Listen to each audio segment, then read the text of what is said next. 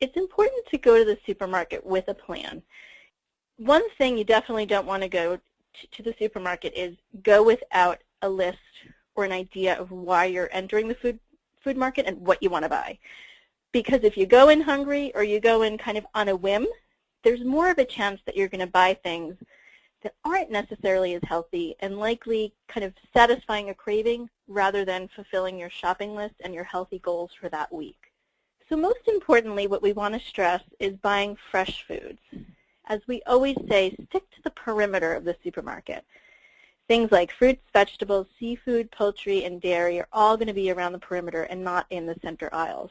Seasonal produce is a great thing to look for because not only does it have the maximum amount of nutrition because it's picked in season and it's being sold to you in the season, but it also can help you control the cost somewhat because chances are, obviously in strawberry season, because they're more available, the cost isn't as expensive.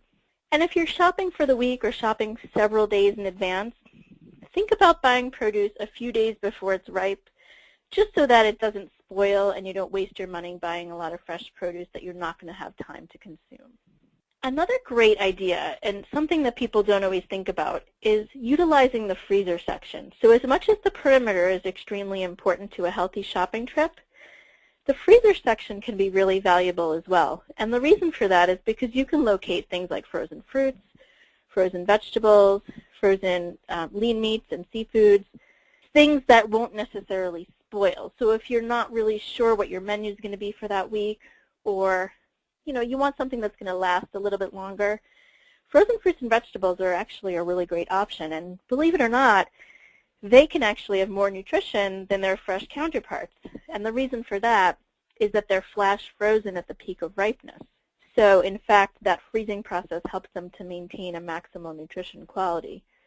So if someone, let's say, who likes to have smoothies every once in a while, but you don't always have a container of blueberries handy, frozen blueberries would be a great option to keep in the freezer.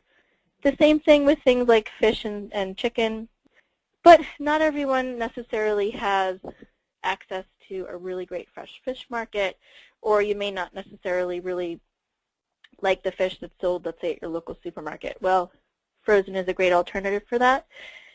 Even in some of the bigger bulk stores around the country, you can buy kind of like a bulk package of, let's say, frozen tilapia, frozen salmon fillets that are wild, that are healthy, and that you can use as needed and have them stocked in your freezer.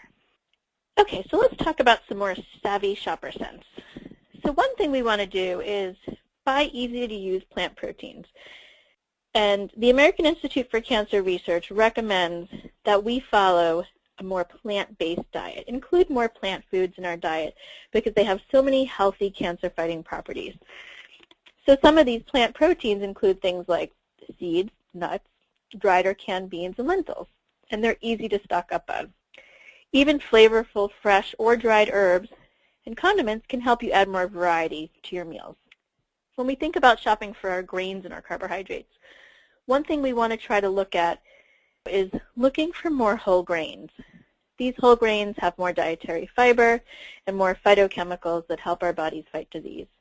So we kind of want to replace the white foods, essentially, if we can. Now, I know some people may be on more fiber-restricted diets or maybe dealing with some kind of bowel obstructions or fiber issues, even in the survivorship phase of your treatment.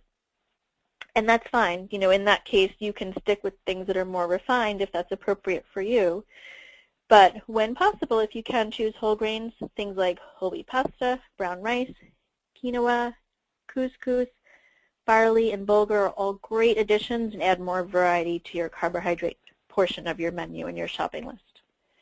Most importantly, make sure to use your label reading skills because a lot of times the front of a package is really designed to lure you in. It's designed to be attractive and look healthy and fresh, but that may be deceiving because that food might not necessarily be all that it's cracked up to be. So it's very important to look at the food label when you're in the supermarket.